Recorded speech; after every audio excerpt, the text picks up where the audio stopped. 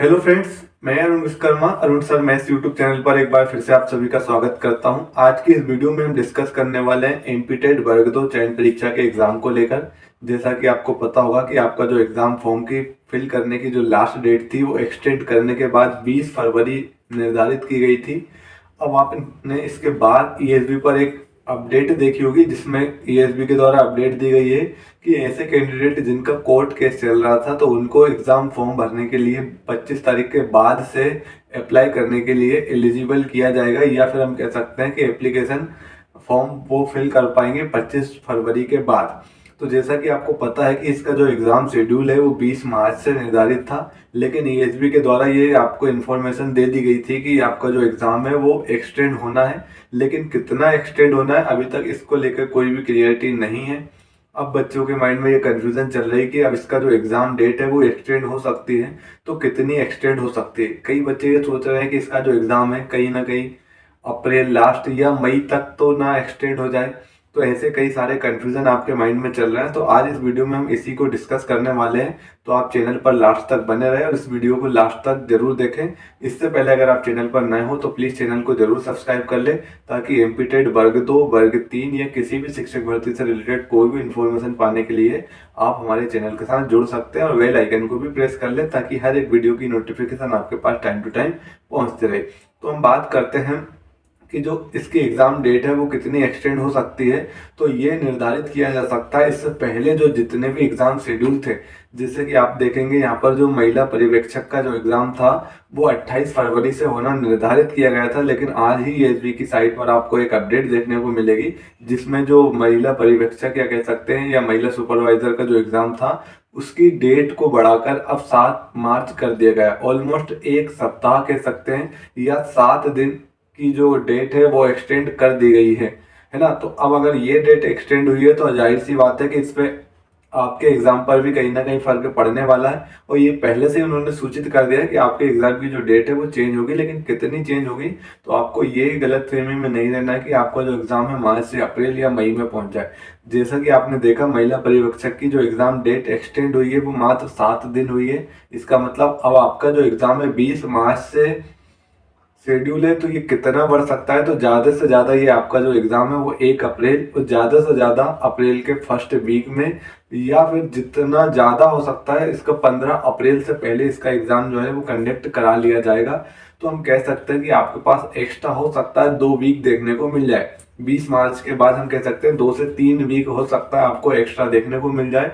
तो इसको आप अपने लिए एक प्लस पॉइंट समझिए, क्योंकि आपका जो मैथ्स वालों का खासकर जो सिलेबस है उसमें अगर आप देखेंगे तो बहुत ज़्यादा सिलेबस है, तो इतने कम टाइम में आप उसको अच्छे तरीके से क्लियर नहीं कर पाएंगे, पूरे सिलेबस को नहीं पढ़ पाते। तो अब ये 15 दिन भी अगर आपको एक्स्ट्रा मिल गए तो ये आपके लिए बहुत ज़्यादा अच्छी बात है। इन 15 दिन में आप अपने सिलेबस को अच्छे से कंप्लीट कर लीजिए। सिलेबस को कंप्लीट करना ही मकसद नहीं होना चाहिए दोस्तों, क्योंकि सिलेबस कंप्लीट कर भर लेने से आपके एग्जाम में जो आने वाले क्वेश्चन है या फिर जो एग्जाम लेवल के क्वेश्चन है उनको आप अच्छे से सोल्व नहीं कर पाते। ये आपने भी तैयारी के दौरान नोटिस किया होगा। मैथ्स वाले स्टूडेंट के लिए खासकर बहुत ज़्यादा इंपॉर्टेंट अगर कोई बात है तो वो है प्रैक्टिस करना।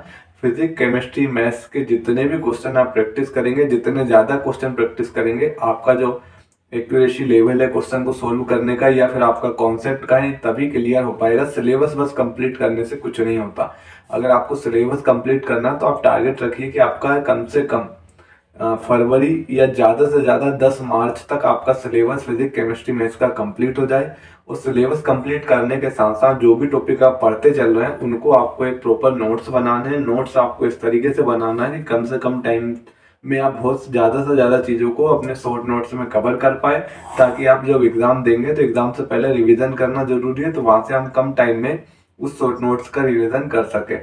साथ ही साथ आपको प्रैक्टिस भी करना है। जैसे आपने कोई एक नया टॉपिक पढ़ा है तो नए टॉपिक को पढ़ने के बाद आपको एटलीस्ट 50 से 60 क्वेश्चन, और ज़्यादा से ज़्यादा हो सकता है आपको जैसे मैथ्स जैसे सब्जेक्ट के अगर मान के चलिए आपने क्वेश्चन पढ़ा है लिमिट्स एंड डेरिवेटिव, जो कि 12th क्लास की मैथमेटिक्स का टॉपिक है। अगर आप इसमें देखेंगे तो लिमिट्स एंड डेरिवेटिव में वेरियस टाइप के क्वेश्चन है, वेरियस टाइप के टॉपिक भी दिए गए हैं, और ये मैथ्स के अंदर सबसे बड़ी यूनिट है, आपने देखा होगा। तो इसके अगर आप 100 से 150 क्वेश्चन भी लगा रहे हैं तो मेरे हिसाब से ये बहुत कम है। है ना। बहुत अलग अलग टाइप के क्वेश्चन यहाँ पर बनते हैं, तो आपको अलग अलग टाइप के डिफरेंट डिफरेंट क्वेश्चन को प्रैक्टिस करना पड़ेगा। तो सिलेबस बस कंप्लीट करने से कुछ नहीं होगा, आपको जितनी ज़्यादा हो सकती है क्वेश्चन की प्रैक्टिस करनी है। एटलीस्ट एक टॉपिक के आपको 150 से 200 क्वेश्चन लगाने हैं। अगर हम बात करें तो पूरे मैथमेटिक्स की अगर हम बात करें 10 यूनिट की, तो कोशिश कीजिए 3 से 4 हज़ार क्वेश्चन आप इसके प्रैक्टिस कर पाए, है ना। तो तब जाके आपकी मैथ्स स्ट्रांग होगी, क्योंकि प्रैक्टिस करने से आपको कॉन्सेप्ट क्लियर होता है, आपको पता पड़ता है कि क्वेश्चन को किस तरीके से अप्रोच करना है, किस तरीके से उसको सोल्व करना है। सिलेबस बस कंप्लीट करने से या कॉन्सेप्ट बस सीखने से हम क्वेश्चन को अटेम्प्ट नहीं कर पाते हैं। ये गलती आप मत करना कि बिना प्रैक्टिस किए आप अपने आप की तैयारी को बहुत अच्छा समझे, है ना। दूसरी चीज आपको क्या करना है कि जितनी ज्यादा प्रैक्टिस करनी है, प्रैक्टिस करने के बाद आपको मॉक टेस्ट जरूर देने हैं। मॉक टेस्ट देने के बाद आपको ये एनालिसिस होता है कि कौन से चैप्टर से किस टाइप के क्वेश्चन पूछे जाते हैं। आप टेक्स्ट बुक का कोर्स, टेक्स्ट बुक से आप टेस्ट परचेस कर सकते हैं, है ना। ठीक है, वहां पर आपको देखने को मिल जाएंगे बहुत अच्छे अच्छे टेस्ट। तो वहां से आप मॉक टेस्ट जरूर दीजिए। मॉक टेस्ट देना बहुत ज्यादा जरूरी है। वहां से हमको टाइम मैनेजमेंट का भी काफी कुछ आइडिया लगता है कि हम हमारे जो क्वेश्चन है उसको कितने टाइम में क्वेश्चन को सोल्व कर पा रहे हैं, और दूसरी चीज हम कहाँ पर गलतियां कर रहे हैं। और टेस्ट देने के बाद आपको टेस्ट का एनालिसिस भी करना है। बिना एनालिसिस करे टेस्ट को देकर आप बहुत बड़ी गलती करेंगे, क्योंकि जो गलतियां कर रहे हैं अगर आप उनको नहीं सुधारेंगे तो टेस्ट देने से कोई मतलब नहीं होगा। कई बार बच्चे टेस्ट तो दे लेते हैं लेकिन एनालिसिस नहीं करते हैं, तो कोई फायदा नहीं होता उनके मॉक टेस्ट लगाने का। तो आपको एटलीस्ट मॉक टेस्ट तो लगाना ही, साथ ही साथ आपको क्वेश्चन भी प्रैक्टिस करना है। तो आई होप आप लोगों को समझ में आ रहा होगा कि किस तरीके से हमें अब जो एक्स्ट्रा टाइम मिला है उसमें हमारी तैयारी को बहुत ज़्यादा मजबूत बनानी है, बहुत अच्छे लेवल पर लेके जानी है। तो आपके माइंड में ये बिल्कुल नहीं आना चाहिए कि अगर डेट बढ़ेगी तो हम हमारी तैयारी को कहीं ना कहीं थोड़ा स्लो कर दे। अगर डेट बढ़ना है, डेट एक्सटेंड होना है, तो आपकी तैयारी को भी आपको 4 गुना बढ़ानी है, ताकि आपका जो सिलेबस अभी तक आपको लग रहा था कि कंप्लीट नहीं हो पाएगा अच्छे से, तो एटलीस्ट आप वो कंप्लीट हो जाएगा और आपको ज़्यादा से ज़्यादा टाइम मिल जाएगा प्रैक्टिस करने का, मॉक टेस्ट देने का, साथ ही साथ रिवीजन करने का। फिजिक्स केमिस्ट्री की जो बच्चे तैयारी कर रहे हैं उसमें एक चीज़ याद रखना, आपको शॉर्ट नोट्स बनाने बहुत ज़्यादा ज़रूरी है। अगर आप बात करें तो शॉर्ट नोट्स की, तो शॉर्ट नोट्स के मैं आपको फिजिक्स के जो शॉर्ट नोट्स है यहाँ पर आप अगर स्क्रीन पर देखें तो मैं स्क्रीन पर शो करा रहा हूँ आपको। तो यहाँ पर आप देख सकते हैं इस तरीके से मेरे पास जो इसके शॉर्ट नोट्स हैं। अगर आप भी चाहते हैं कि ये शॉर्ट नोट्स आपको मिले ताकि आप कम से कम टाइम में आप इसको पूरी तरीके से रिविजन कर पाए पूरे टॉपिक को, तो यहाँ पर मैं अगर बात करूँ पहले फिजिक्स की, तो फिजिक्स के मैं यूनिट वाइज आपको जो भी टॉपिक उसमें दिए उन पूरे टॉपिक के शॉर्ट नोट्स आपको प्रोवाइड कराऊंगा। इसके बाद मैं आपके इसके क्वेश्चन को भी प्रैक्टिस कराने वाला हूँ। साथ ही साथ मैंने मैथ्स की क्लास भी चैनल पर स्टार्ट कर दी है, अगर आपने नहीं देखी हो तो प्लीज़ जाकर ज़रूर देखें।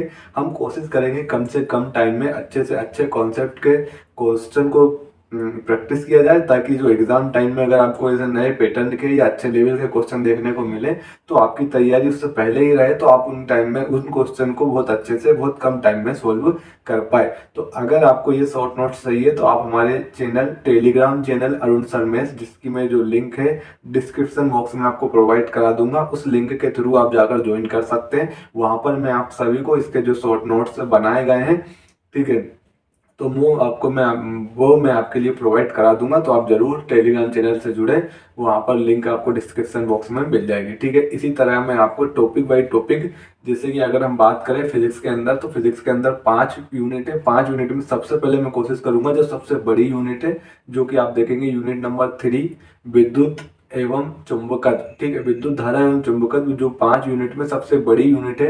मैं कोशिश करूंगा सबसे पहले आपको उसके पूरे हर एक टॉपिक, जो यूनिट के अंदर पूरे टॉपिक देखेंगे, हर एक टॉपिक के जो कॉन्सेप्ट है वो आपको वहां पर देखने को मिलेंगे। साथ ही कैसे क्वेश्चन बनेंगे उसकी भी मैं आपको प्रैक्टिस कराऊंगा। तो आप चैनल पर बने रहिए, चैनल पर हमारे साथ लास्ट तक जुड़े रहिए, जिससे आपको कहीं ना कहीं फायदा ही होगा हमारे साथ जुड़ने से। और इसके अलावा अगर आपके माइंड में कोई कोई क्वेरी, कोई भी डाउट अगर चल रहा है तो प्लीज़ कमेंट बॉक्स में हमें ज़रूर शेयर कीजिए। हम कोशिश करेंगे आपके डाउट का कहीं ना कहीं जवाब दे सकें, आपके डाउट को क्लियर कर सकें। और इस चैनल पर अब प्रॉपर तरीके से मैथ्स और फिजिक्स की जो क्लास है वो कंटिन्यू स्टार्ट हो गई है। आपको देखने को यहाँ पर टाइम टू टाइम वीडियो मिल जाएगी, और एक बार जरूर मेरे कहने पर वीडियो को लास्ट तक देखिए, आपको समझ में आएगा कि यहाँ पर कितने अच्छे तरीके से आपको कॉन्सेप्ट वाइज तैयारी कराई जा रही है, ठीक है। तो मिलते हैं अब नेक्स्ट वीडियो में अगले किसी अपडेट के साथ। Thank you.